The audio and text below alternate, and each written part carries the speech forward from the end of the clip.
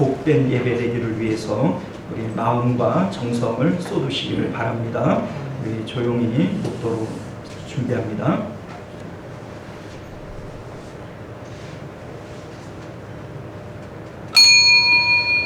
네, 지금으로부터 9월 1일 주일 오전 예배 우리 하나님 앞에 드리겠습니다. 다 같이 묵도하십니다.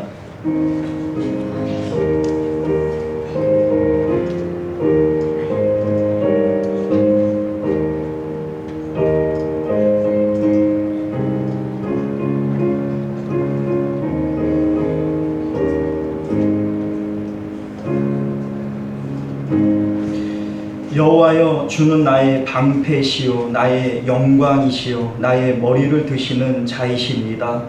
내가 나의 목소리로 여호와께 부르짖으니 나의 성산에서 응답하시는도다. 아멘. 존귀하시고 은혜로우신 우리 주 하나님 감사합니다. 오늘도 우리가 주님 앞에 나와 예배할 때 하나님의 은혜와 하나님의 긍휼을 구합니다.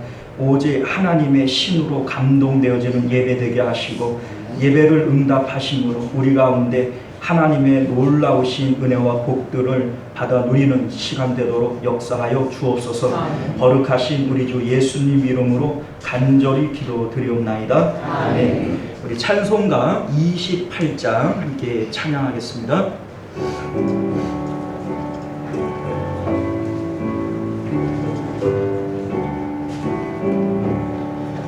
복의 기원 강림하사 찬송하게 하소서. 한량없이 자비하심 증량할 길 없도다.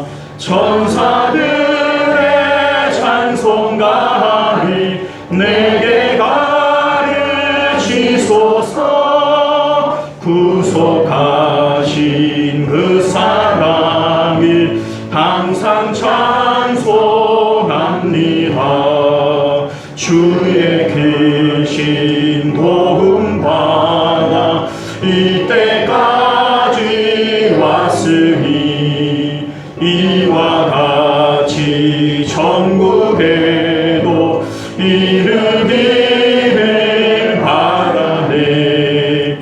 하나님의 꿈을 떠나 죄에 빠진 우리를 예수 구원하시려고 보혈을 여주셨네.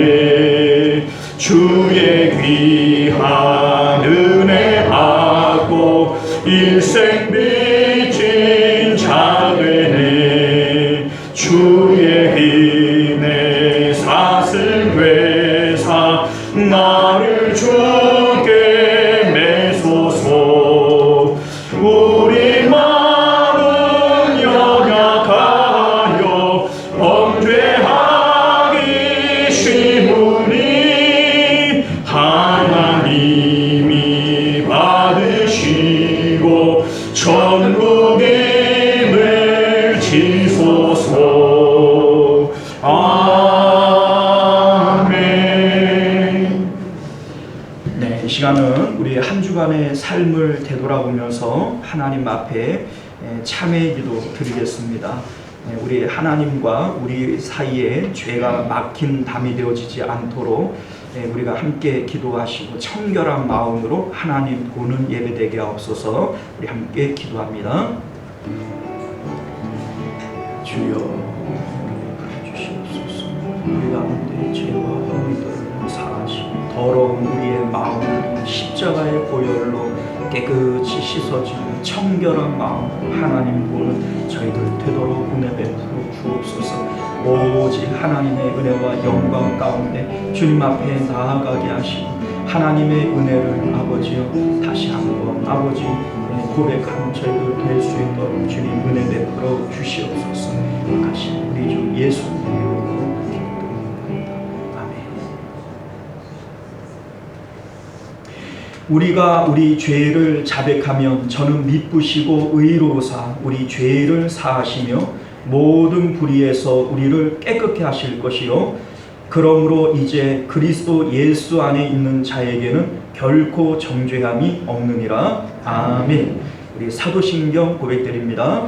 전능하사 천지를 만드신 하나님 아버지를 내가 믿사오며 그 외아들 우리 주 예수 그리스도를 믿사오니 이는 성령으로 잉태하사 동정녀 마리아에게 나시고 본디오 빌라도에게 고난을 받으사 십자가에 못 박혀 죽으시고 장사한 지 사흘 만에 죽은 자 가운데서 다시 살아나시며 하늘에 오르사 전능하신 하나님 우편에 앉아 계시다가 저리로서 사는 자와 죽은 자를 심판하러 오시리라. 성령을 믿사오며 거룩한 공예와 성도가 서로 교통하는 것과 죄를 사하여 주시는 것과 몸이 다시 사는 것과 영원히 사는 것을 믿사옵나이다. 아멘. 자, 우리 찬송가 456장 함께 찬송하겠습니다.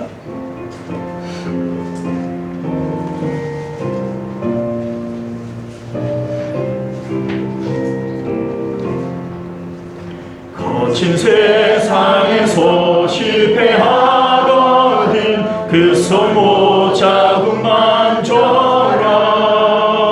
고된 이 하나가 힘을 얻으니 그 소모 자국만 줘라. 그 소모 자국만 줘라.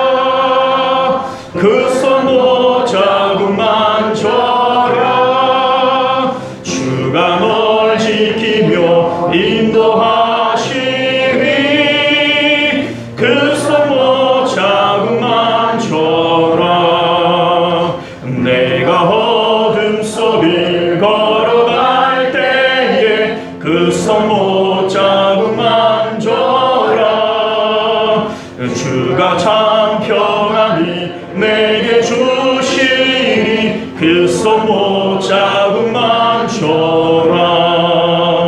그 소모 자국만 줘라. 그 소모 자국만 줘라. 주가 널 지키며 인도하시리. 그 소모 자국만 줘라. 내가 부활의 주 날아가려면 그 소모 자국만 줘라. 내가 주 안에서 길이 살리라. 그 소모 자국만 줘라. 그 소모 자국만 줘라. 그 소모 자국만 줘라. 주가 널 지키며 인도하시리. 그 소모 자국만 줘라. 너의 죄악의 짐 무거울 때에 그 소모 자국만 줘라.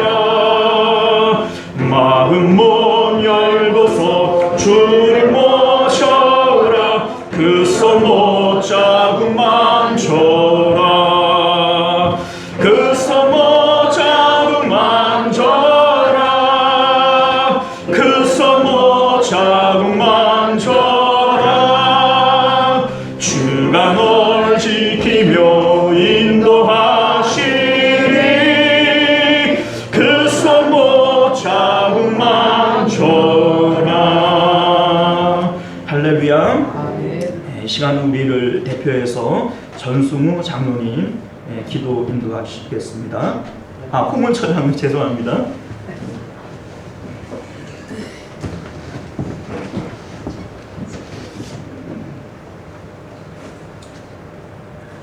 사랑과 은혜가 풍성하신 하나님 아버지, 여름의 찜통 무더위가 물러나고 선선한 가을의 문턱에 선 9월의 첫 주일을 이 성전에 모여 예배드리게 하심을 감사드립니다. 아멘. 이 예배를 통해 저희의 마음이 새롭게 되기를 간절히 원하오며 주님의 크신 은혜가 이 자리에 충만하게 임하시기를 기도합니다.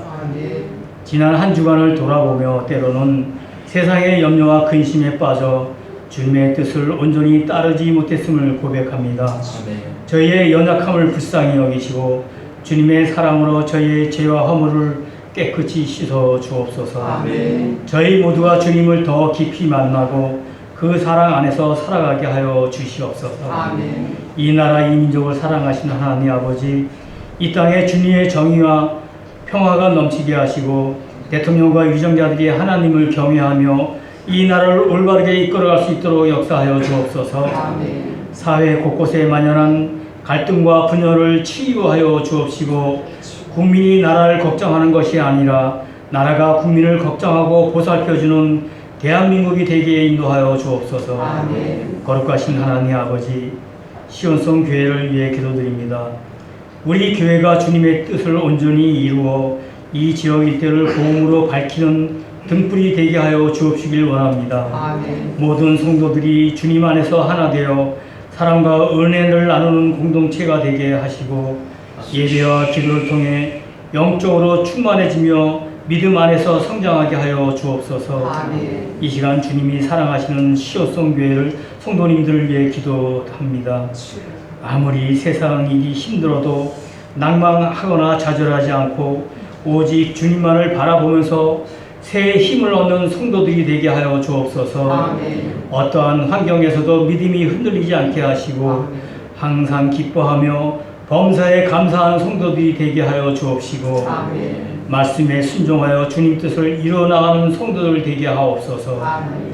특별히 간절히 간구하기는 원치 않는 질병으로 고통받고 마음에 깊은 상처를 안고 있는 성도들에게 주 예수 그리스도의 이름으로 이들의 몸과 마음을 치유하여 주옵소서. 아멘. 주님의 강한 손길로 건강과 힘을 회복하여 주시고 모든 병마와 고통에서 자유롭게 하여 주시길 원합니다. 아멘. 주님의 능력으로 다시 일어나 저희와 함께 예배드리며 찬송하는 기쁨을 누리게 하여 주옵소서. 아멘. 경제적 어려움과 여러 가지 삶의 문제로 고통받는 성도들에게도 함께하여 주사 그들의 주님의 사랑과 은혜를 체험하며 주님의 능력을 믿고 의지하게 하여 주옵소서. 아멘. 참 좋으신 하나님 아버지, 주님이 사랑하시는 우리 담임 목사님 말씀을 선포하실 때마다 성령의 능력을 더하여 주시고 아멘. 그 말씀이 저희 마음 깊은 곳에 새겨져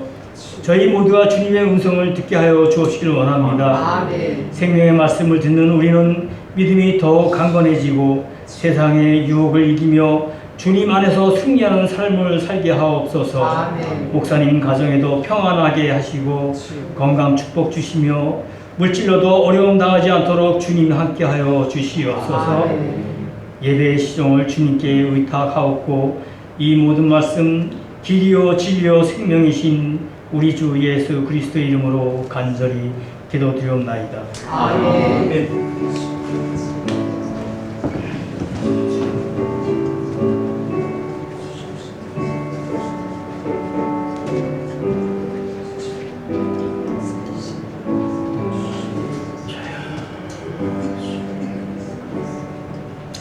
네, 감사합니다. 우리 찬송가 213장 4절 찬양 들으시면서 드려진 예물 하나님 앞에 봉헌합니다.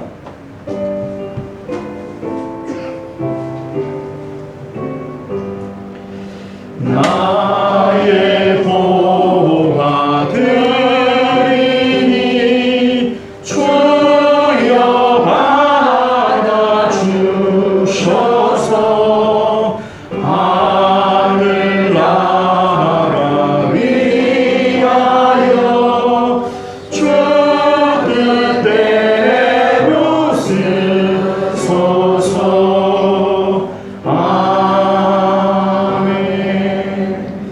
자, 우리 하나님 앞에 11조 예물, 선교 예물, 구제헌금, 주일헌금 드리셨고요.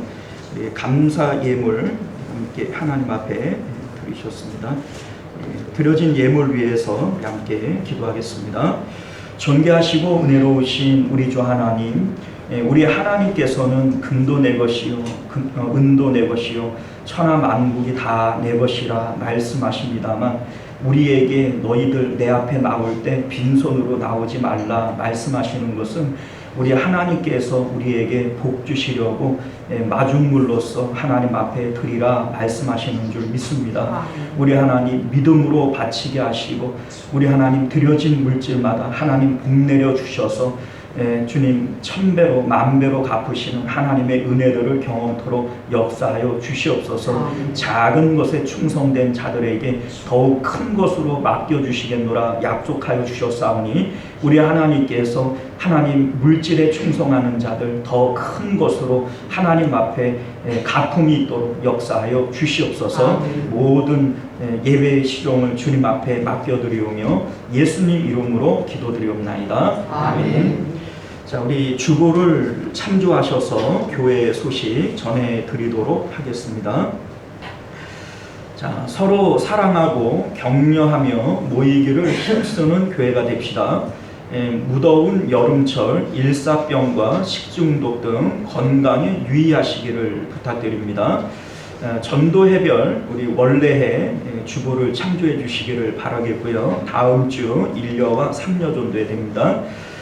우리 예배 후에 8월 수입 지출 재정 보고 드리겠습니다. 우리 홍은철 장로님 담당하시겠고요. 9월 식당 봉사는 사여전도회 수고해 주시겠고요. 우리 대표 기도 공지 주보를 참조해 주시고 우리 기도하실 때마다 교회와 나라와 가정을 위해서 기도해 주시되 특별히 환우들을 위해서 함께 기도해 주시면 더욱 감사드리겠습니다. 우리 2024년도 우리 성경 읽기와 성경 쓰기를 진행하고 있습니다. 우리 많이 참여해 주시고 우리 더욱 좀 분발해 주시기를 부탁드립니다. 주보에는 제가 기록을 안 했습니다만 우리 이제 예배 준비에 대해서 잠깐 말씀드리겠습니다.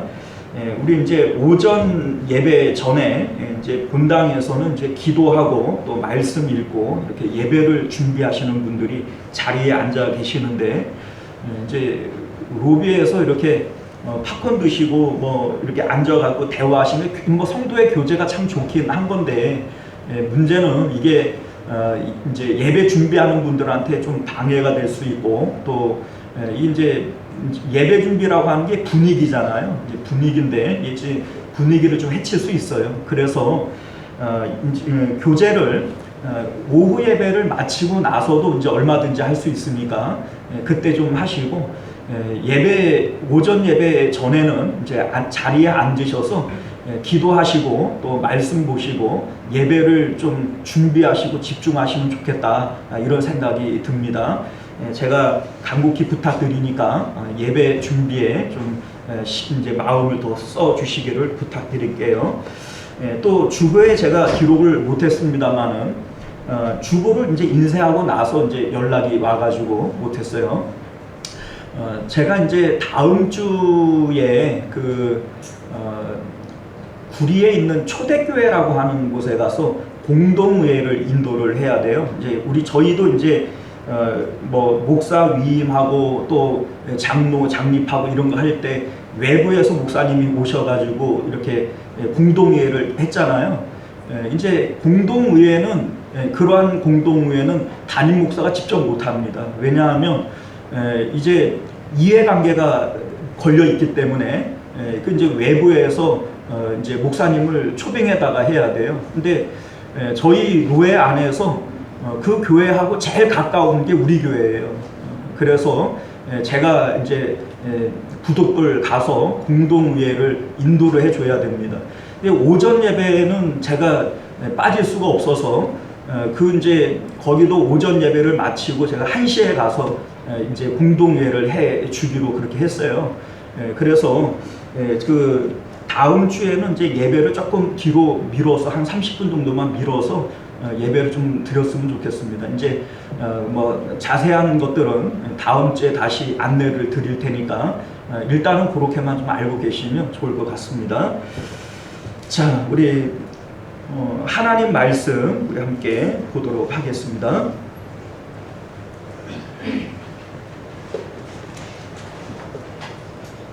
사무엘상 4장 5절에서 11절까지 말씀입니다. 구약성경 414페이지 구약성경 414페이지 사무엘상 4장 5절에서 11절까지 말씀. 자, 우리 교독하여 읽도록 하겠습니다. 여호와의 언약궤가 진영에 들어올 때에 온 이스라엘이 큰 소리로 외치매 땅이 울린지라. 블레셋 사람이 그 외치는 소리를 보고 이르되 이브의 진영에서 큰 소리로 외치는 어찌 하나 여호와의 궤가 진영에 깨달은지라. 블레셋 사람이 두려워하여 이르되 신이 진영에 이르렀도다 하고 또 이르되 우리에게 화로다. 전에는 이런 일이 없었도다. 우리에게 화로다. 누가 우리를 이 능한 신들의 손에서 건지리요. 그들은 광야에서 여러 가지 재앙으로 배고 있는 신들이니라. 너희 블레셋 사람들아 강하게 되며 대장부가 되라. 너희가 히브리 사람의 종이 되기를 그들이 너희의 종이 되었던 것 같이 되지 말고 대장부 같이 되어 싸우라 하고. 블레셋 사람들은 이스라엘이 대하여 각기 장막으로 강하고 새로운 신이 벗어서 이스라엘 고용에 허리들과 자, 함께 있습니다. 하나님의 궤는 빼앗겼고 엘리의 두 아들 홈니와 비느하스는 죽임을 당하였더라. 아멘. 자, 우리 함께 기도하겠습니다. 은혜로우시고 자비로우신 우리 주 하나님, 우리가 오늘도 주님의 말씀 앞에 섭니다. 주님의 능력의 말씀을 아멘으로 받게 하시고 이 말씀이 우리 마음 가운데 생명의 역사를 일으키는 하나님의 능력이 되도록 은혜 베풀어 주옵소서. 거룩하신 예수님 이름으로 간절히 기도드리옵나이다. 아멘. 자, 우리 좌우 옆에 계신 분들하고 한번 인사 나눌게요. 우리 이제 서로 축복하는 마음으로 했으면 좋겠어요. 하나님의 은혜와 복이 우리 권사님에게 있기를 원합니다. 우리 함께 인사하시길 바랍니다.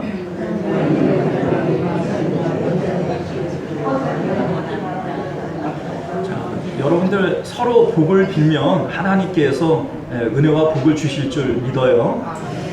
자, 오늘 우리는요 함께 읽은 본문의 말씀을 중심으로 믿음의 역사가 나타나지 않는 이유라고 하는 제목으로 하나님 말씀 함께 나누도록 하겠습니다. 믿음의 역사가 나타나지 않는 이유. 자, 지금 러시아와 우크라이나의 전쟁이 벌어지고 있습니다. 처음 전쟁이 발발할 때에는 러시아가 세계 군사력 2위였기 때문에 일주일이면 전쟁 끝난다. 일주일 만에 우크라이나를 정복하겠다. 이러한 야욕을 가지고 전쟁을 시작을 했습니다. 자, 그런데 지금 전쟁이 발발한 지 2년 7개월째라고 해요. 전쟁이 뭐 생각 외로 길어지면서 러시아가 처음부터 막 화력을 엄청 쏟아부었거든요. 그러다 보니까는 포탄이 다 떨어져 가는 거예요. 그래서 러시아가 이제 북한하고 이렇게 교역을 맺으면서 북한제 이 포탄들을 가지고 와서 사용을 하기 시작을 했습니다. 그런데 뉴스를 보니까 북한제 이 포탄이 오발탄도 많고 분량이 많다는 거예요. 그러니까 이제 전쟁통이 얼마나 급해요. 그래서 대포알을 넣고 팡 쐈는데 안 나가는 거예요. 그리고 심지어는 오발탄이 있어서 빵 쐈는데 대포 안에서 그냥 팡 터져가지고 주변에 있는 그 군사들이 막 대여섯 명씩 죽어나가는 이런 일들이 일어났다라고 하는 것이 이제 뉴스에 발표가 되어진 거죠. 여러분들도 아마 뉴스를 통해서 전해 들으신 분들이 여러 명 있을 겁니다. 자, 그런데 우리가 이제 이 북한제 이 무기를 신용할 수 없는 것처럼 우리 신앙생활 가운데 하나님에 대한 이러한 생각들을 우리가 가질 때가 있어요. 우리 이제 사회생활을 하고 뭐 우리 아이들이 공부하고 하는 이 모든 것들이 오늘날 우리가 전쟁통 같다 이런 소리를 하잖아요. 직장 생활하는 게 전쟁이고 아이들이 입시 전쟁을 한다 이렇게도 표현하고 우리 살아가는 것 자체가 다 전쟁통과 같이 그러한 치열하게 살고 있을 때 우리가 하나님을 우리 이제 믿고 하나님을 우리 삶 가운데 좀 도움을 받고자 하는 거예요. 그런데 하나님께서 마치 오발탄처럼 또 때로는 이 뭡니까 불발탄처럼 하나님께서 역사를 안 하시는 거죠. 자, 그러한 때를 우리가 경험하게 되어지면 야, 이거 뭐냐, 하나님 믿어도 별 소용이 없네. 뭐 하나님께서 능력이 많으시면 뭐해, 통 역사를 안 하시는 걸, 이러한 어떤 믿음의 회의가 들어올 때가 있다라는 것이죠. 자, 오늘 우리 본문이 바로 그러한 내용들을 우리에게 보여주고 있어요. 이스라엘 백성들에게 하나님께서 불발탄 같고 오발탄 같이 통 역사를 안 하시는 이러한 모습이 오늘 본문 가운데 나타나게 되어지는 것이죠. 자, 오늘 본문의 내용들은 여러분들이 이미 잘 아시는 내용이리라 생각이 되어져요. 말씀에 참 기가 막힌 내용들이 나옵니다. 이스라엘과 블레셋이 전쟁을 하게 되었어요. 사무엘은 아직도 이스라엘의 지도자는 아니고 여전히 이제 엘리가 대제사장으로서 이스라엘의 지도자를 맡고 있을 때입니다.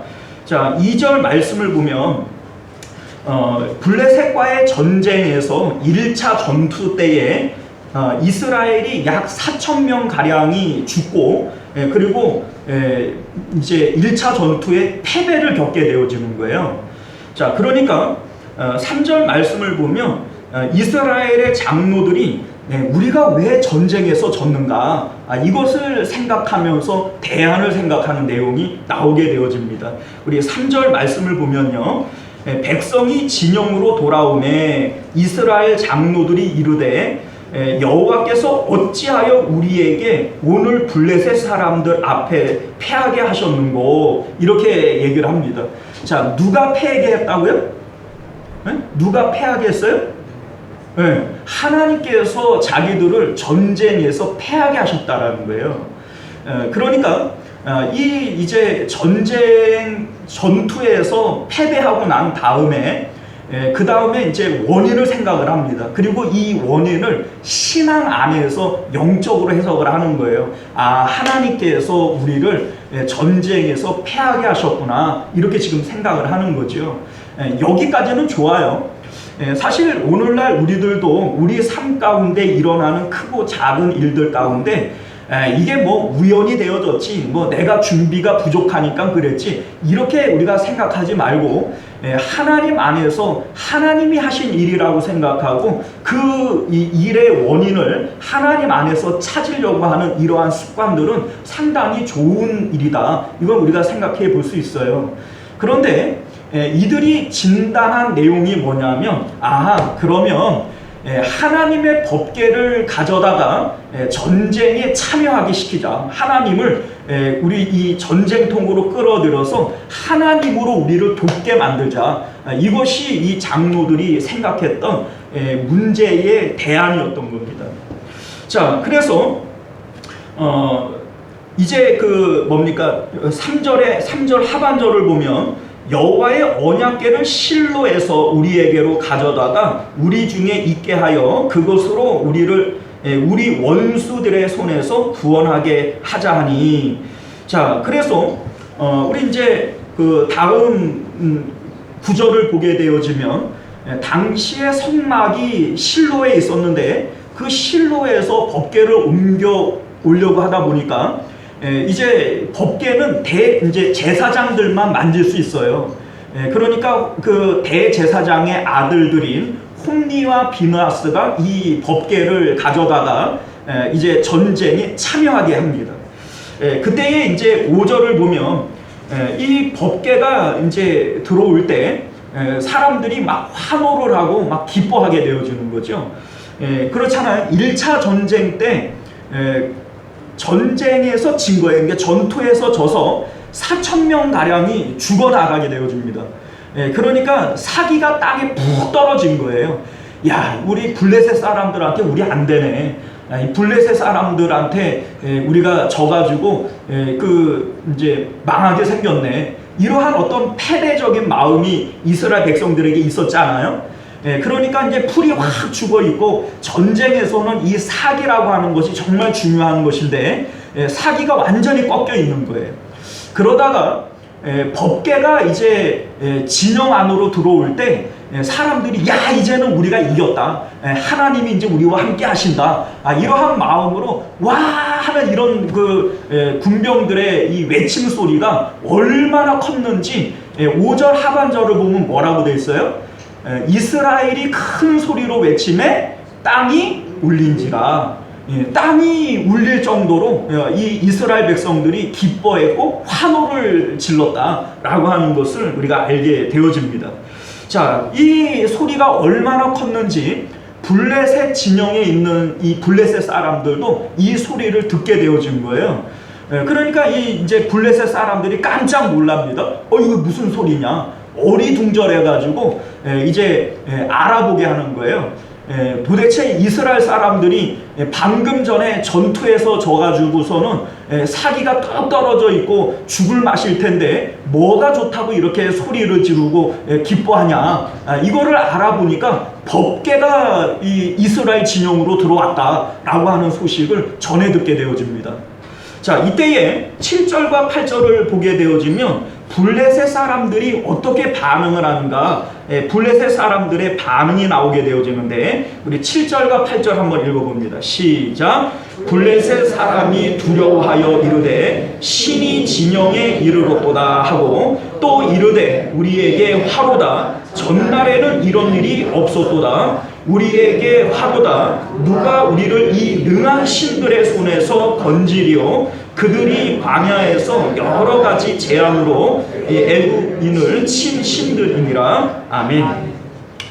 자, 이게 무슨 얘기예요? 이스라엘 이 블레셋 사람들도 하나님께서 애굽을 10가지 재앙으로 치셨던 일들, 또 홍해 바다를 가르고 이제 광야로 나온 일들, 광야에서 하나님께서 만나와 메추라기 반석에서 물을 내어 마시게 했던 일들, 또 가나안 땅에 들어올 때 여리고 성을 무너뜨리고 가나안을 정복했던 일들, 이러한 일들에 대해서 블레셋 사람들도 너무나도 잘 알고 있는 거예요.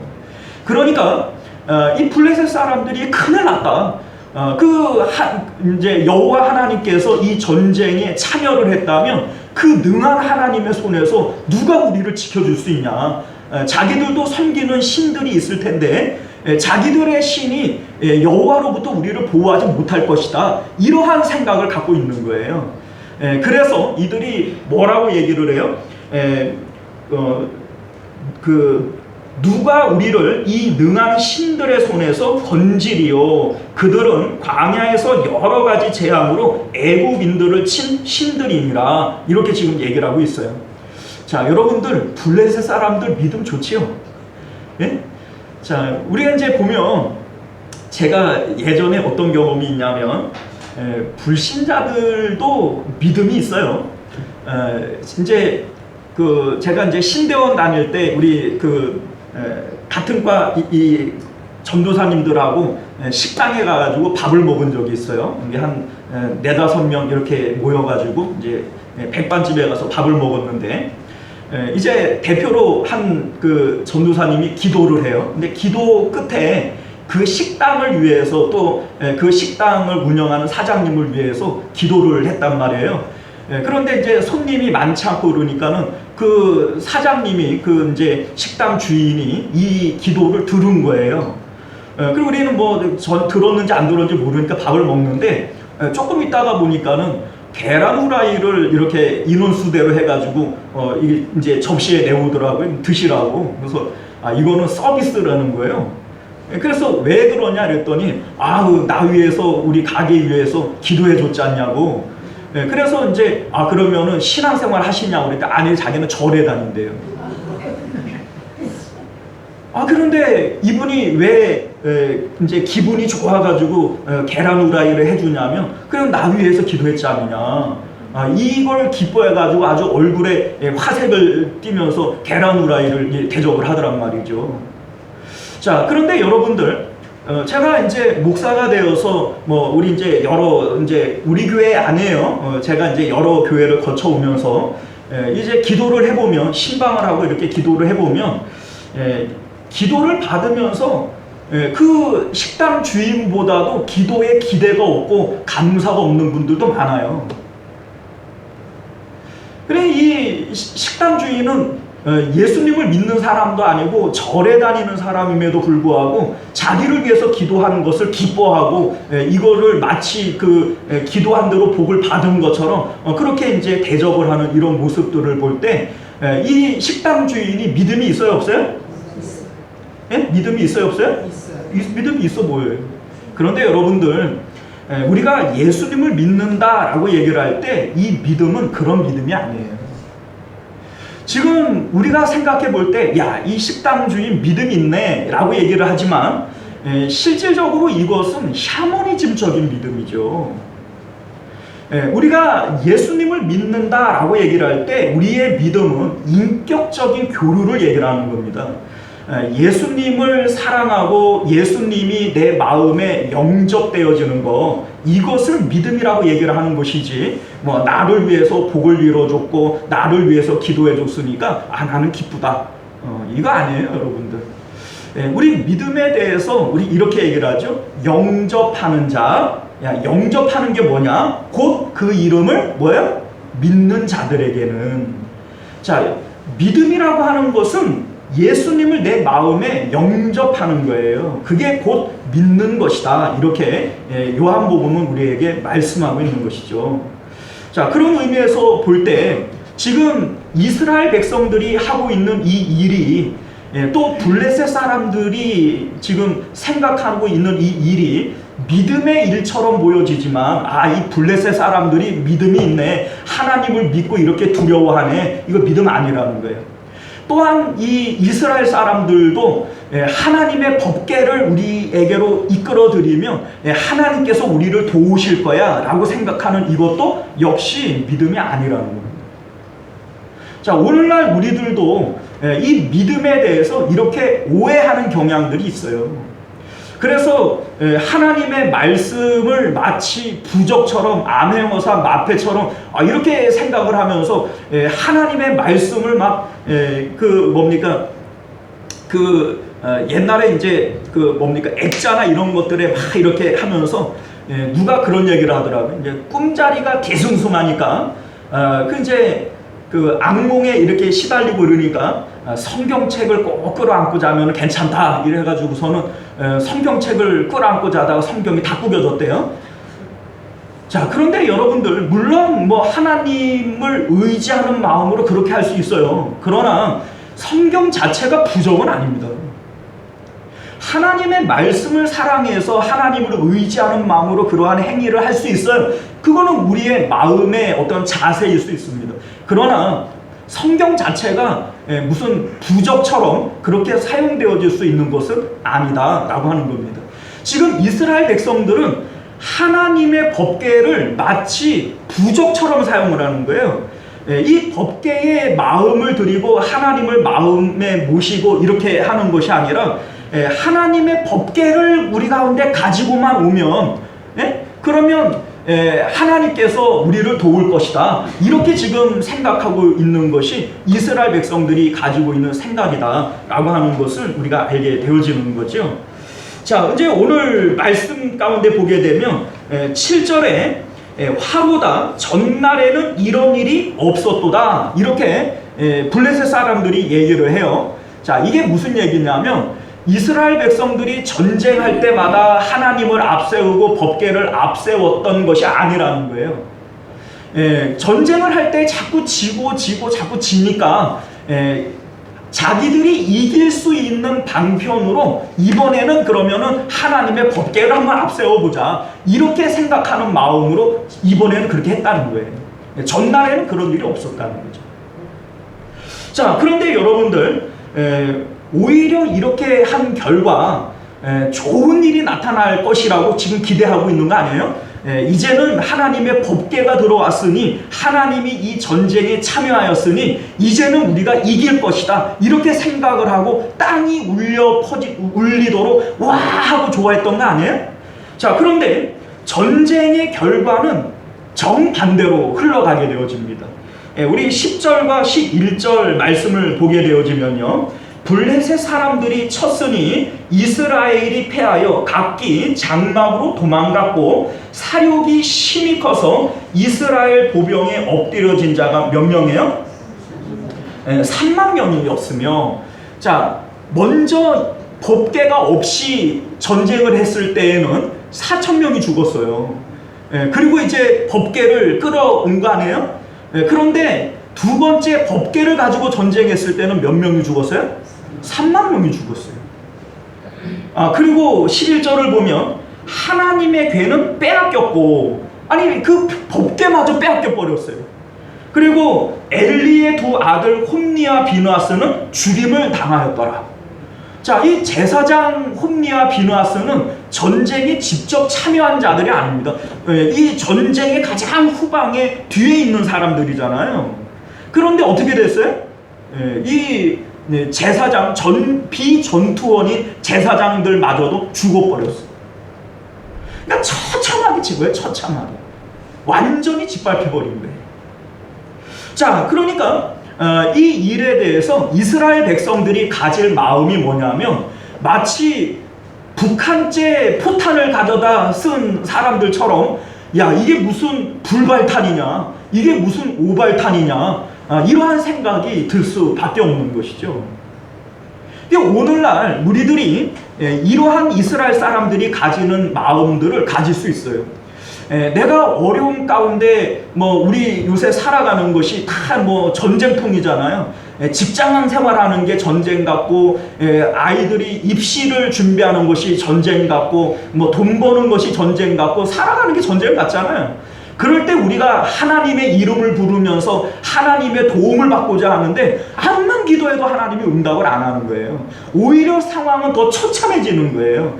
이럴 때 이스라엘 백성들이 가지는 이 마음, 하나님께서 불발탄 같고 하나님께서 오발탄 같은 이러한 감정과 마음이 우리 가운데 들지 않겠어요? 그런 마음이 들 수 있지 않겠습니까? 자, 오늘 이러한 상황 가운데에서 하나님께서 왜 이렇게 하셨는가, 왜 하나님께서는 역사하시지 않는가 라고 하는 것에 대해서 우리가 함께 생각해 보고 싶은 겁니다. 사실 하나님의 법궤 자체를 전쟁 가운데 끌어들인 것이 잘못은 아니에요. 하나님의 법궤가 전쟁에 참여하는 것이 잘못된 것이 아닌 것은, 사실 우리 하나님께서 법궤를 앞세우고 나아가라 라고 하신 일들은 성경 우리 출애굽기나 또 여호수아서에 보게 되면 여러 차례 나오는 일들입니다. 자, 이를테면 이스라엘 백성들이 광야로 나와서 행진할 때마다 법궤가 주어지고 하나님의 말씀 10계명이 주어진 이후부터 이스라엘 백성들의 행진 가운데에는 언제나 법궤가 가장 앞서갔어요. 법궤가 멈춰서는 곳에서 이스라엘 백성들이 멈춰섰고, 법궤가 움직이면 이스라엘 백성들은 움직여 나갔어요.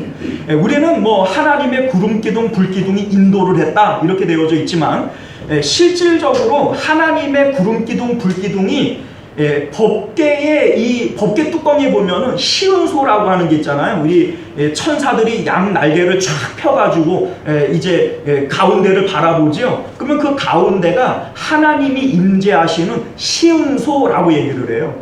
그 시은소로부터 구름기둥, 불기둥이 쫙 피어올라 있었던 거예요. 그러니까 법궤가 움직일 때 구름기둥, 불기둥이 움직이는 것이고, 이 구름기둥, 불기둥을 따라서 이스라엘 백성들이 따라 행진을 해왔던 겁니다. 광야에는 길이 없어요. 그런데 하나님의 법궤가 가는 곳에 길이 생겨나는 거예요. 광야에는 먹을 것, 입을 것 아무것도 없어요. 그런데 하나님의 법궤가 가는 곳에 하나님께서 이들에게 모든 것들을 풍성하게 제공하여 주시는 겁니다. 이게 법궤예요. 여러분들이 아시다시피 광야 길을 끝내고 가나안 땅으로 넘어가려고 할 때 요단 강물이 이들을 가로막고 있습니다. 이때에도 하나님께서 무엇을 앞세우라고 얘기를 했어요? 법궤를 앞세우라고 얘기했어요. 이 법궤가 이제 제사장들이 이 법궤를 이제 어깨에 메고 요단 강으로 딱 발을 뒤로 설 때 이 요단 강이 딱 멈춰서고 마른 땅으로 바뀌어지게 되어집니다. 그래서 이스라엘 백성들이 요단 강을 건너서 가나안 땅으로 들어오게 되어진 거예요. 자, 그리고 여러분들 가나안 땅에 들어와서 가장 이제 난공불락의 성이 어디예요? 여리고 성이죠. 이 여리고 성을 무너뜨릴 때에도 하나님께서 어떻게 말씀하셨어요? 너희들은 법궤를 앞세우고 하루에 한 바퀴씩 7번째 날에는 7바퀴 돌면서 마지막 날에 내가 말한 대로 외쳐라, 이렇게 말씀하셨어요. 자, 그런데 이 여리고 성은 이스라엘 백성들의 입장에서는 도저히 정복할 수 없는 성이에요. 자기들이 가지고 있는 무기와 기술을 가지고는 이 난공불락의 여리고 성은 도저히 무너뜨릴 수 없는 성이에요. 그런데 하나님의 법궤가 앞서가게 되어질 때 이 난공불락의 이 여리고 성이 무너지지 않습니까? 자, 그러니까 이스라엘 백성들은 그것을 알고 블레셋 사람들도 이걸 아는 거예요. 그러니 이제 하나님의 법궤를 가져다가 우리 전장에 앞세우자, 이 전장에 참여시키자, 이러한 생각들을 가졌던 것이고 블레셋 사람들도 두려워했던 겁니다. 그런데 여러분들, 이스라엘 백성들은 하나님을 몰랐던 거예요. 형태적으로는 법궤를 앞세우고 법궤가 전쟁에 참여하니 전쟁에 이긴 것처럼 보였죠. 그런데 하나님께서 법궤를 앞세우라 라고 말씀하신 이유를 몰랐던 거예요. 자, 무슨 얘기냐면 하나님께서 법궤를 앞세우고 나아가라 라고 한 이유가 있지 않겠어요? 자, 이 법궤가 상징하는 것은 하나님의 임재를 상징하는 거예요. 그래서 법궤 위로 하나님의 임재를 상징하는 구름기둥, 불기둥이 생겨나게 되어진 것이죠. 그래서 법궤가 가는 것은 하나님이 가는 것이고 이 법궤는 하나님을 의미하는 겁니다. 그런데 여러분들, 이 법궤의 알맹이가 뭐냐? 여러분들, 이 법궤 안에는 뭐가 있죠? 십계명 두 돌판이 있어요. 그러니까 하나님의 말씀이 이 법궤 안에 있어요. 자, 이 말씀이라고 하는 것이 의미하는 게 뭘까요? 이 말씀은 하나님의 생각, 하나님의 뜻, 하나님의 소원을 드러내는 것이 이 말씀이라는 거예요. 자, 여러분들이 누군가와 대화를 해요. 여러분들이 말을 합니다. 그러면 그 말 속에는 여러분들의 생각이 있어요, 없어요? 난 생각 없이 말하는데요. 그렇지 않죠? 우리는 말을 할 때 내 생각과 내 뜻과 내 소원이 그 안에 분명히 포함되어지게 되어 있습니다. 역시 하나님께서 우리에게 말씀을 주실 때에도 그 말씀 속에는 하나님의 뜻이 있어요, 없어요? 하나님의 뜻이 있고 하나님의 계획이 있고 하나님의 생각이 거기 있는 거예요. 자, 그러니까 하나님께서 법궤를 앞세워라 라고 얘기를 할 때에는 형식적으로 법궤만 앞에 세우면 이것이 무슨 부적이나 암행어사 마패처럼 능력이 있어서 전쟁에서 이기게 할 것이다, 이런 의미가 아닌 거예요. 하나님의 생각, 하나님의 뜻이 앞서가야 된다는 걸 얘기하는 겁니다. 광야에는 길이 없지만 하나님의 계획, 하나님의 뜻이 앞서가시면 하나님께서 길을 여셔요, 안 여셔요? 길을 여시는 거예요. 내 눈에는 깜깜해 보이고 내 눈에는 아무것도 없어 보이지만 하나님의 말씀을 따라가면 그곳에는 반드시 길이 있어요. 난공불락의 이 뭡니까? 여리고 성이 우리가 볼 때에는 무너뜨릴 방법이 없어요. 우리가 볼 때에는 이거는 안 되는 일이에요. 그러나 하나님의 말씀, 하나님의 뜻이 앞서가게 되어지면 이거는 반드시 되어지는 일인 거예요. 그래서 하나님께서 여리고 성을 돌라라고 얘기를 할 때 이스라엘 백성들에게 명령하신 것이 뭐냐면 너희들 이 성을 법궤를 따라서 여리고 성을 돌 때 아무 말도 하지 말아라. 옛날 성경에는 들매지 말아라 이렇게 되어져 있는데 이 이제 한자가 어렵잖아요. 그러니까 지금 성경은 아무 말 하지 말아라 이렇게 돼 있어. 왜 아무 말도 하지 못하게 했을까요? 시끄러워서? 떠들지 말라고? 아니에요. 여러분들 하나님의 법궤에는 누구의 생각이 있어요? 하나님의 생각, 하나님의 계획, 하나님의 뜻, 하나님의 소원이 있어요. 내 말에는요. 내 말 속에는 내 뜻이 있고 내 계획이 있고 내 소원이 있어요. 그러니까 하나님의 뜻만 따라가야 되는 거지 너희 뜻, 너희 생각, 너희 소원을 드러내지 말라는 거예요. 아무 말 하지 말라. 이렇게 얘기를 합니다.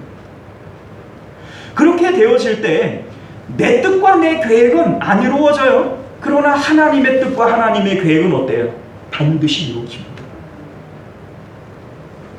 자, 그래서 우리 오늘 말씀을 보게 되어지면 무엇이 잘못된 거냐? 무엇이 잘못된 거냐?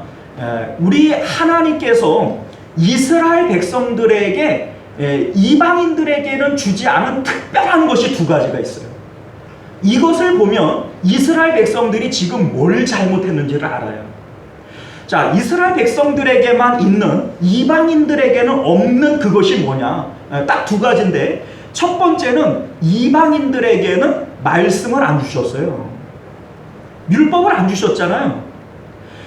오직 하나님의 백성들에게만 하나님의 뜻인 하나님의 말씀을 주시고 드러내신 거예요. 자, 두 번째는 무엇을 주셨냐면 성전을 주셨어요. 성전의 핵심은 제사 드리는 거예요. 그런데 이 성전의 제사가 왜 필요하냐? 자, 여러분들 성전의 가장 깊숙한 곳에 뭐가 있죠? 하나님의 법궤. 그리고 그 법궤 안에는 뭐가 있죠? 하나님의 말씀. 자, 그런데 이스라엘 백성들이 어떻게 살아가야 되냐면 마음 가운데 하나님을 모시고 살아가야 돼. 너희는 마음을 다하고 목숨을 다하고 힘을 다하여 주 여호와 하나님을 사랑하라 라고 얘기를 해. 그러니까 마음 가운데 하나님을 모시고 살아가야 돼요. 그런데 하나님은 어떤 형태로 우리 가운데 계시느냐? 말씀의 형태로 우리 가운데 계신 거예요. 우리 하나님이 내 안에 계셔. 하나님은 나와 함께 하셔. 뭐 우리가 말은 그렇게 하는데 하나님은 눈에 보이지 않고 하나님은 만질 수도 없어요.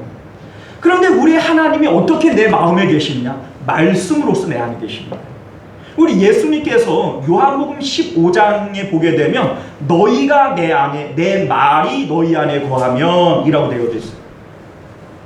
그러니까 예수님께서 너희가 내 안에 있는 것이 뭐냐? 내가 너희 안에 있는 것이 뭐냐? 말씀으로 너희 안에 있는 것이다. 이렇게 얘기를 하시는 거예요. 또 사울 왕에게는 뭐라고 얘기해요? 네가 나를 버려. 이렇게 얘기를 해요. 네가 나를 버렸대요. 그런데 사울이 어떻게 하나님을 버리죠? 네가 내 말을 버리는 것이 나를 버린 것이다. 이렇게 얘기를 하세요. 이제 우리가 사무엘상을 쭉 읽다가 보면 그 부분을 만나게 되어질 거예요. 이 사울이 하나님을 직접적으로 버린 게 아니잖아요. 어떻게 사울이 하나님을 버리겠어요? 그런데 하나님께서는 네가 내 말을 버린 것이 곧 나를 버린 것이다. 이렇게 말씀합니다. 그러니까 하나님은 말씀의 형태로 우리 가운데 거하시는 거예요. 그런데 문제는 하나님이 내 마음 가운데 거하시는 것은 이런 거거든요. 마음을 다하고 목숨을 다하여 하나님을 사랑하게 되어질 때 우리는 하나님이 기뻐하시는 이 말씀을 지키게 되어질 거예요. 자, 그러니까 이 말씀은 지킴으로써 우리가 구원받는 게 아니에요. 우리가 이제 가끔 이런 생각을 갖잖아요. 하나님께서 내가 말씀을 잘 지키고 하나님의 말씀대로 살면 하나님께서 나를 참 사랑하셔. 하나님께서 나한테 복 주실 거야. 뭐 이런 자신감이 막 붙어요. 그러다가 내가 하나님 말씀대로 못 살고 내가 신앙생활이 시들해지면 내가 구원 받았나? 내가 과연 구원 받을까? 막 이 구원에 대한 확신마저도 막 흔들려요. 그런데 여러분들 말씀을 우리가 순종하고 말씀을 지킴으로써 구원받는 게 아니에요. 자, 여러분, 만약에 여러분들이 말씀을 지킴으로써 구원을 받을 것 같으면 율법을 주셨으면 되지 예수님이 죽으실 필요는 없는 거예요. 이스라엘 백성들도 율법을 지킴으로 그러면 구원 받아야 되잖아요. 그게 아니에요. 구약 시대에도 오직 믿음으로 구원받는 거예요. 율법 지킴으로 구원받는 게 아니에요. 우리의 구원은요, 예수 그리스도를 믿음으로만 구원을 받아야 해요. 자, 이게 무슨 얘기냐면 이 세상 가운데 죄 없는 사람이 있어요? 없어요. 다 죄인이에요. 그러니까 본래는 우리는 다 죄 때문에 심판받고 지옥 갈 사람들인 거예요.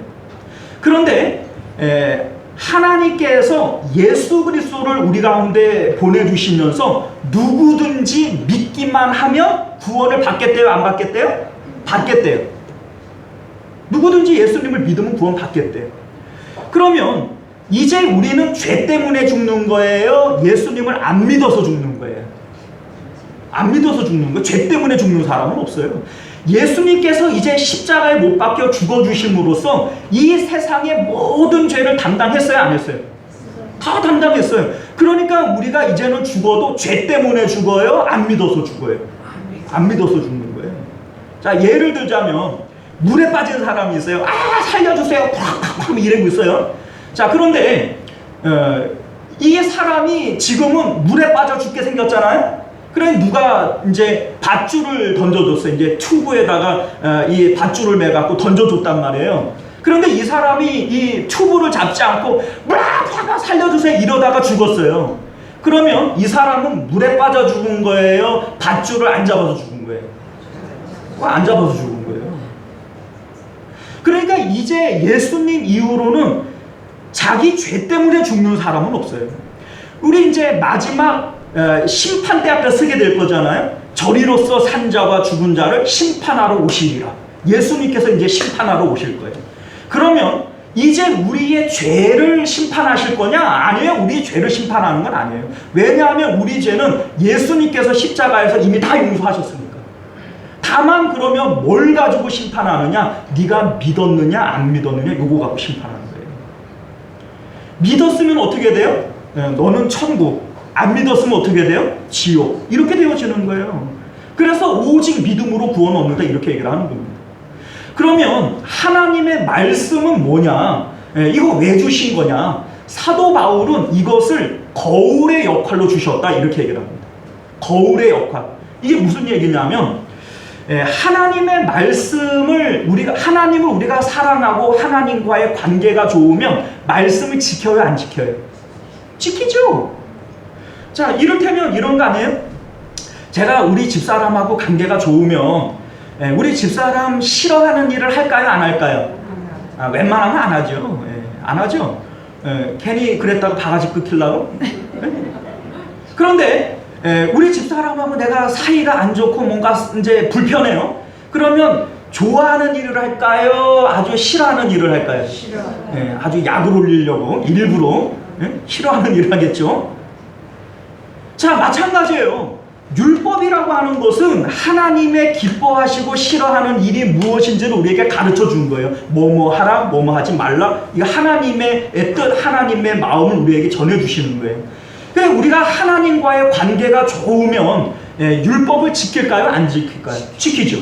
그래 내가 지금 율법을 안 지키고 살아가고 있다라는 얘기는 하나님과의 관계가 어떻다는 거예요? 나쁘다는 얘기. 이거 거울이라는 겁니다. 자, 그러니까 하나님 앞에 제사를 드릴 때 내가 하나님 앞에 나아가기가 뭔가 거꾸롭고 관계가 어색하고 나쁘다. 이 얘기는 이 율법에 어긋나는 거 아니에요? 내가 뭔가 율법을 안 지키고 살아가는 거 아니에요? 그러니까 이게 바로 내 마음의 거울이 되어지는 거예요. 그러면 이 죄를 번제단에 양이 죽는 것을 내가 죽는 것으로 여겨서 죽으라는 얘기예요. 내가 왜 하나님의 말씀을 못 지키고 살아가죠? 하나님의 뜻대로 살아가야 되는데 하나님의 뜻, 하나님의 계획, 하나님의 생각이 있는데 하나님의 뜻에 우리가 순종하지 못하는 이유가 어디 있어요? 내 뜻이 있으니까, 내 소원이 있으니까, 내 계획이 있으니까.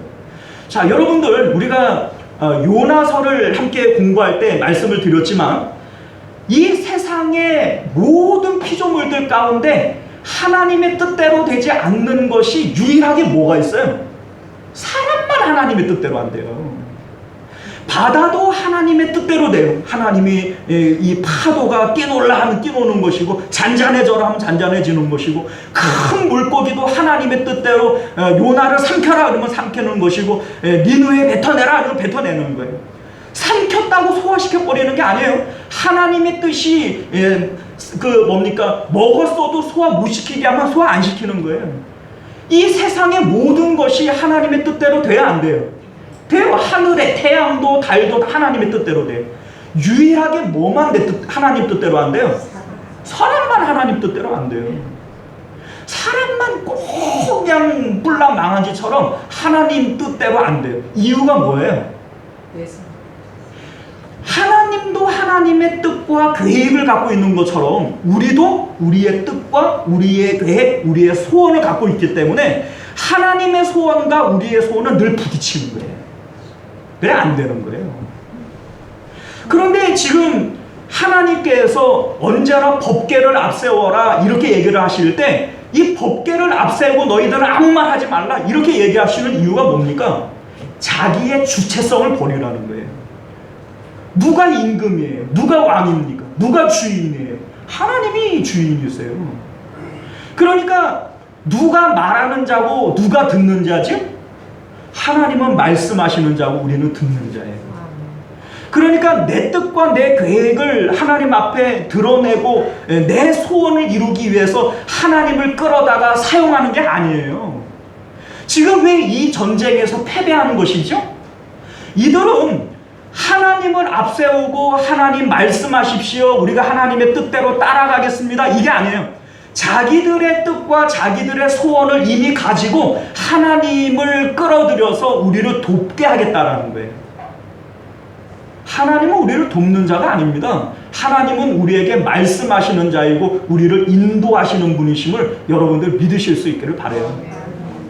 그러면 지금 이스라엘 백성들이 뭐가 잘못된 거냐? 법궤가 들어오는 것 자체가 잘못된 건 아니라 그랬잖아요. 그죠? 하나님께서 언제나 법궤를 앞세우라고 말씀하셨기 때문에 법궤 자체를 앞세운 게 잘못된 건 아니에요.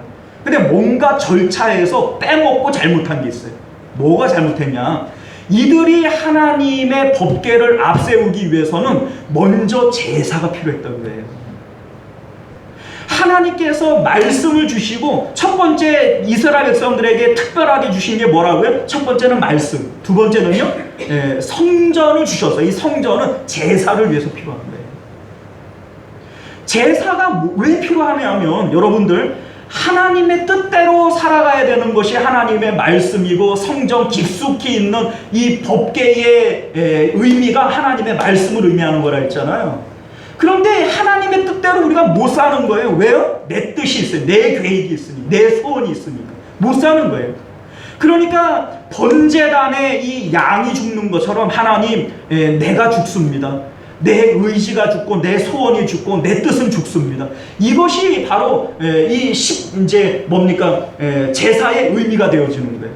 그러니까 이 사람들이 먼저 하나님 앞에 법궤를 앞세우기 이전에 자신들의 뜻과 자신들의 계획을 주기는 번제를 먼저 드렸어야 돼요.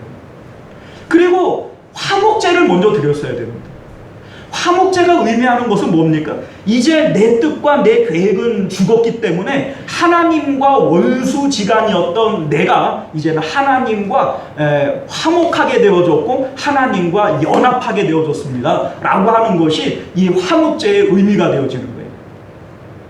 예수님의 십자가가 바로 그런 의미입니다. 예수님의 이 십자가는 번제의 의미를 갖고 있어요. 내 죄를 예수님께서 대신 지시고 십자가에서 죽으신 것이죠. 번제의 의미를 갖고 있어요. 그리고 우리 예수님께서 화목제물로 죽으신 것이다. 성경이 말씀하시는 것은 예수님을 통해서 우리는 하나님과 연합하고 하나님과 화목하게 되어지기 때문입니다. 이러한 제사를 통해서 하나님을 앞세우시고 나는 이제 주님을 따라갑니다. 주님 말씀하십시오. 주님의 소원이 이루어지기를 원합니다. 이러한 마음이 있게 되어질 때 이 전쟁은 더 이상 이스라엘 백성의 전쟁이 아니에요. 누구의 전쟁이 됩니까? 하나님의 전쟁이 되어지는 거예요. 그럴 때 법궤를 앞세우고 나아갔던 곳들마다 다 승리하게 되어졌던 겁니다. 그런데 여러분들, 자기들이 마음이 앞서고 자기들의 소원을 가지고 하나님을 이용하려고 할 때 어떤 결과가 나오죠? 처참하게 지는 거예요. 법궤를 앞세우지 않았을 때도 4천명밖에 안 죽었는데 법궤 앞세우고 나갔는데 3만 명 죽었어요. 그리고 결국은 법궤를 빼앗겨 버렸어요. 법궤를 빼앗겨 버렸어요. 그리고 제사장인 홈리와 비나스가 죽어버려요. 처참하게 짓밟혀요. 여러분들, 오늘 이 말씀을 우리에게 한번 적용을 한번 해보시기를 바라요. 여러분들, 우리가 하나님을 믿는다라고 하는 것은 인격적으로 하나님을 내 마음에 모시는 것이고 내 삶의 주인으로 영접하는 거예요. 그래서 예수님을 믿는 것은 옛사람이 죽는 것이고 보라 새 것이 되었도다. 우리는 이제 새 사람으로 살아가는 거 아닙니까? 이 새 사람의 삶은 어떤 삶이에요? 우리 가운데 누구든지 자기를 위하여 사는 자도 없고 자기를 위하여 죽는 자도 없도다. 우리가 살아도 주를 위하여 살고 죽어도 주를 위하여 죽나니 우리가 사나 죽으나 누구예요? 주의 것이로다. 이게 새로운 피조물의 삶인 것을 여러분들 믿으실 수 있기를 바라요. 그래서 예수님을 믿는다라고 하는 것은 주인이 바뀌는 거예요. 이전에는 내 뜻과 내 계획을 가지고 내 소원을 가지고 살아가면서 하나님, 부처님, 알라신이시여 누가 됐던 간에 내가 원하는 이 소원을 좀 들어주십시오. 이러한 마음을 가지고 세상 사람들은 살아갑니다. 그러니까 식당 주인이 자기를 위해서 기도했다고 절에 다니는 사람인데도 막 계란 후라이 막 대접하고 그러는 거잖아요. 이러한 마음들은 세상 사람들이 갖고 있는 믿음인 것이고 그런 마음인 거예요. 그런데 예수님을 믿는다라는 것은 그런 의미가 아니지 않습니까? 예수님을 믿는 것은 우리의 인격이 변화되어지는 것이고 인격적으로 예수님을 만나는 거예요. 그래서 그 예수님을 마음 가운데 모시고 이제는 내가 주인이 되어지고 내 소원을 이루기 위해서 살아가는 존재가 아니라 주님의 뜻을 이루기 위해서 살아가는 것이 성도의 삶인 것을 여러분들 믿으실 수 있기를 바라요. 우리가 잘 아는 빌립보서 2장 13절 말씀을 보면 사도 바울이 이에 대해서 이런 말씀을 합니다. 너희 안에 행하시는 이는 하나님이시니. 자, 우리 안에 행하시는 분이 누구라고요? 하나님이시라고요. 자기의 기쁘신 뜻을 위하여 너희에게 소원을 두고 행하게 하시나니. 자, 우리 마음 가운데 하나님께서 하나님의 소원을 우리 안에 주신다는 거예요. 그래서 이 소원을 하나님께서 이루어 가시는 거예요. 이게 하나님께서 하시는 일이에요. 우리의 소원, 우리의 뜻, 우리의 계획을 죽여야 할 이유가 어디 있냐면 내가 내 인생에 대해서 내 뜻과 내 소원을 품기 이전에 하나님께서 나를 향한 뜻과 계획이 있을까요? 없을까요? 정말 있는 걸 믿으세요? 하나님께서 내 삶을 인도하시고 나를 향한 뜻과 계획이 있을까요? 네, 있어요. 그리고 이 생각에 대해서 예레미야서 29장 11절을 이렇게 말씀합니다. 여호와의 말씀이니라 너희를 향한 나의 생각을 내가 아나니 평안이요 재앙이 아니니라 너희에게 미래와 희망을 주는 것이니라. 이런 말씀하세요. 우리를 향한 하나님의 뜻과 계획들은 언제나 미래의 희망과 또 평안을 주시는 내용인 것이지 우리를 미워해가지고 우리를 재앙 가운데 어려움 가운데 빠뜨리는 것은 하나님의 뜻이 아니라는 거예요. 자, 여러분들, 요셉이나 다윗이나 이 아브라함이나 이러한 사람들의 삶을 들여다보면요, 자기의 소원을 가지고 자기의 꿈을 이루기 위해서 사는 사람들이 없어요. 언제나 하나님께서 먼저 이들을 향해서 소원을 갖고 계셨고 그 소원을 하나님이 이루시는 거예요. 자, 이를테면은 요셉에게 하나님께서 어릴 때에 꿈을 통하여 하나님의 소원, 하나님의 뜻을 드러내셨어요. 해와 달과 11별들이 요셉에게 절을 하는 겁니다. 자, 그런데 요셉이 자기의 이 꿈을 이루기 위해서 뭐 열심히 공부해야 돼, 내가 애굽으로 건너가 가지고 거기서 한 자리 해먹어야지, 이런 생각을 가졌나요? 아니요. 꿈에도 그런 생각 안 가졌어요. 하나님께서는 이 요셉을 계속 어려움 가운데, 고난 가운데 처박아 버려요. 그러면서 이 요셉을 단련하시고 요셉을 시험하시는 거예요. 그 가운데에도 마음 가운데 하나님만 사랑하는지, 하나님을 마음에 모시는지, 이거를 본 거예요. 그런데 결국은 이 꿈은 누가 이루세요? 하나님이 이루세요. 다윗에게도 역시 마찬가지예요. 어렸을 때 기름을 부음으로써 내가 너를 이스라엘의 왕으로 세울 거야, 하나님께서 소원을 갖고 계세요. 그런데 이 다윗이 왕이 되겠다고 사람 만나러 다니고 사람 끌어모으고 자기 힘으로 왕 되려고 했어요? 아니요. 오히려 왕이 될 기미가 안 보이는 거예요. 계속 사울왕에게 쫓겨다니면서 도저히 도망 다닐 데가 없어서 블레셋 이 원수의 나라로 도망가가지고 겨우 목숨을 부지할 만큼 정말 하나님께서 궁지로 내모시는 거예요. 왜요? 하나님께서는 그 가운데에도 하나님을 자기의 방패 삼고 요새 삼고 하나님을 자기의 요람 삼아서 하나님께 피하는지 안 피하는지를 하나님께서 보시려고 하는 거예요. 그러니까 이 다윗이 뭐라고 해요? 하나님, 나를 시험하사 내 마음이 어떤지를 좀 아십시오, 이렇게 다윗이 얘기를 하잖아요. 그런데 하나님께서 절망 가운데 도저히 방법이 보이지 않을 때 하나님께서 그냥 다윗을 그냥 왕으로 그냥 세우시는 거예요. 마치 감옥 안에 있는 요셉을 총리 대신으로 세우는 것처럼 도망 다니다가 갑자기 왕이 됐다니까요. 그리고 이 다윗이 시편 37편에 뭐라고 얘기해요? 여호와를 기뻐하라, 그리하면 그가 내 마음의 소원을 이루어 주시리로다, 이렇게 고백을 합니다. 여러분들, 지금 이스라엘 백성들은 하나님을 앞세우고 하나님의 소원을 따라가기보다는 지금 먼저 자기 마음의 소원을 품었어요. 내가 마음의 소원을 품고, 야, 하나님을 끌어다가 나를 돕게 하리라, 하나님이 이 전쟁에서 우리를 돕게 만들이라, 이런 생각을 가졌던 거예요. 돼요, 안 돼요? 그건 안 되는 거예요. 내 소원과 내 생각들을 십자가에서 죽이는 거예요.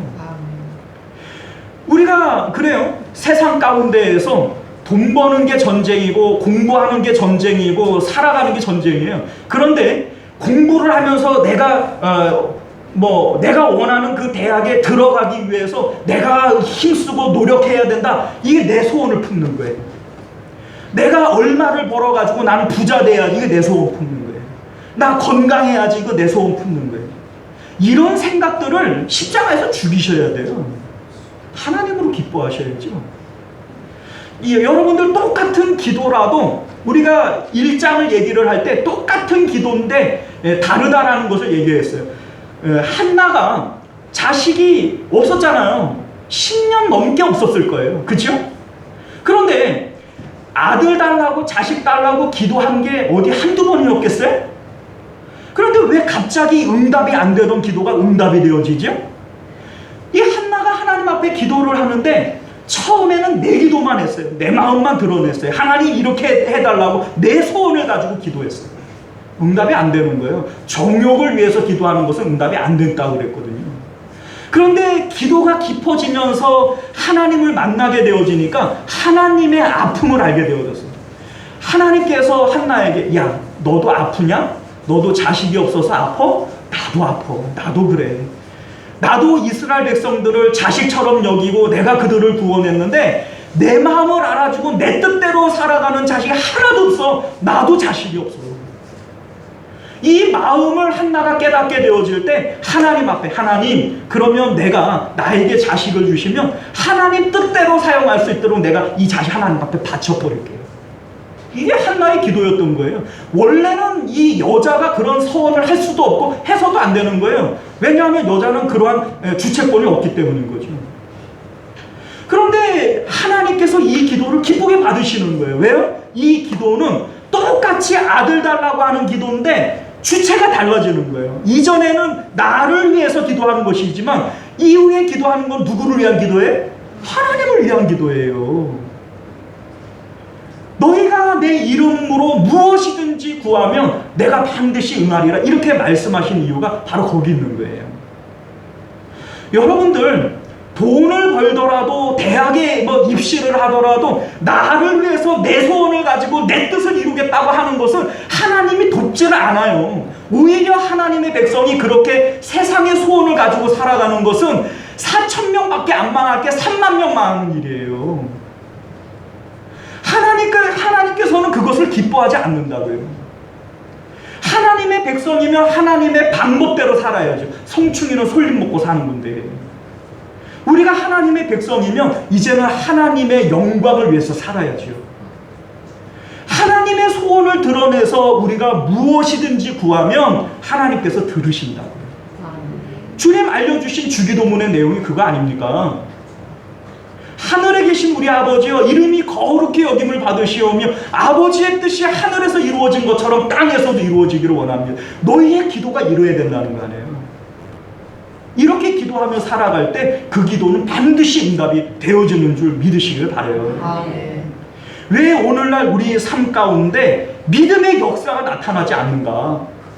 여러분들, 우리의 신앙생활이 지금 이스라엘 백성들처럼 이런 신앙생활을 하고 있는 거예요. 하나님의 믿음을 마치 암행어사 마패처럼 부적처럼 막 사용해가지고 하나님 앞에 내가 기도했는데 왜 응답이 안 되지? 마치 북한제 이 폭탄이 오발탄이고 불발탄이 되어지는 것처럼 우리의 기도가, 우리의 신앙생활이 늘 그렇게 불발나게 되어지는 거예요. 왜요? 하나님을 제대로 모르는 거예요. 사랑하는 성도 여러분, 우리가 오늘 이 말씀을 통해서 정말 하나님을 어떻게 사용해야 되는지 하나님 사용 설명서를 분명히 알고 쓰실 수 있기를 바랍니다. 기도하겠습니다. 은혜로우시고 자비로우신 우리 주 하나님, 감사합니다. 오늘 우리에게 주시는 하나님의 말씀을 따라 하나님의 뜻이, 우리를 향한 주님의 소원이 무엇인지를 깨닫게 하여 주옵시고, 주님의 뜻대로 살아가게 되어질 때 하나님의 그 전능하심이, 하나님의 그 높고 크심이 우리 삶 가운데 드러나고 나타날 수 있도록 믿음의 역사들을 늘 보며 살아가는 저희들 되도록 은혜 베풀어 주시옵소서. 거룩하신 우리 주 예수님 이름으로 간절히 기도드리옵나이다. 아멘. 자, 우리 시간이 많이 갔으니까요, 찬송가 546장 우리 1절만 찬양하시고 축도로 예배를 마치도록 하겠습니다.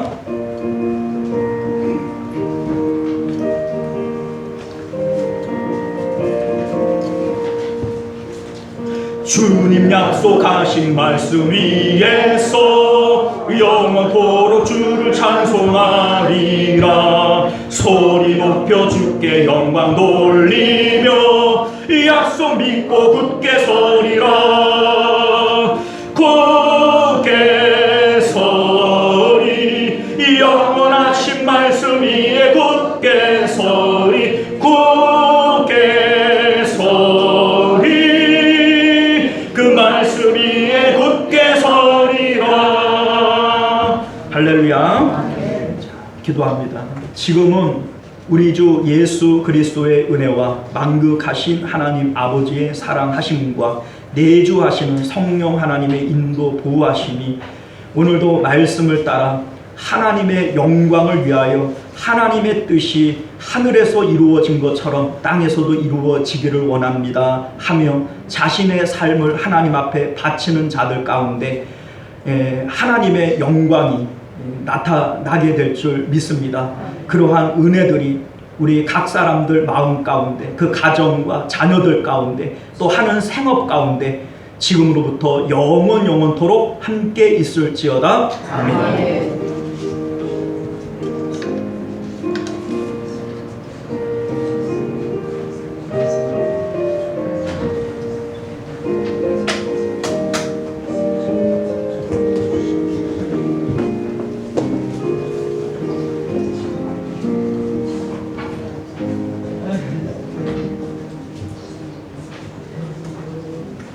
네, 안녕하십니까. 신문포 시온성교회 2024년 8월 수익 기출 내용 성도 여러분께 보고드리겠습니다.